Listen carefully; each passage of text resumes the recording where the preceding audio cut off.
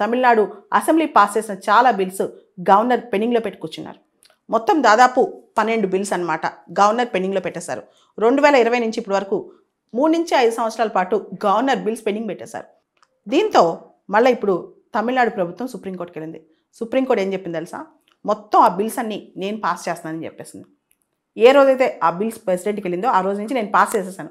Article 142 special powers, complete justice, సంపూర్ణ న్యాయం కోసం నేను ఏదైనా చేయొచ్చు కాబట్టి నేను ఇప్పుడు ఆ బిల్స్ పాస్ చేస్తాను. మొట్టమొదటిసారిగా గవర్నర్ ప్రెసిడెంట్ దగ్గర పంపించిన బిల్స్ ఈ విధంగా సుప్రీంకోర్టు పాస్ చేయటం మొత్తం మన రాజ్యాంగ చరిత్రలో, సుప్రీంకోర్టు చరిత్రలో ఇదే తొలిసారి. ఆర్టికల్ 142 స్పెషల్ పవర్స్ వాడి పాస్ చేసేస్తుందన్నమాట. గవర్నర్ ఇలా ఇన్యాక్షన్తో ఉండటం రాజ్యాంగ విరుద్ధం అని చెప్పి సుప్రీంకోర్టు చెప్పింది. అదేవిధంగా రెండోసారి అసెంబ్లీ పాస్ చేసిన బిల్స్ని ప్రెసిడెంట్కి పంపించడం చాలా రాజ్యాంగ విరుద్ధం, పక్షపాతం, ఆర్బిట్రరీగా చేశారు గవర్నర్ అని చెప్పింది.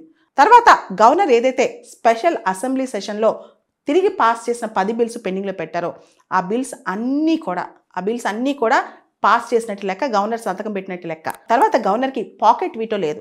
ఇండెఫినెట్గా అంటే నిరవధికంగా గవర్నర్ బిల్స్ పెండింగ్ పెట్టి కూర్చునే హక్కు గవర్నర్కి లేదు అని చెప్పింది.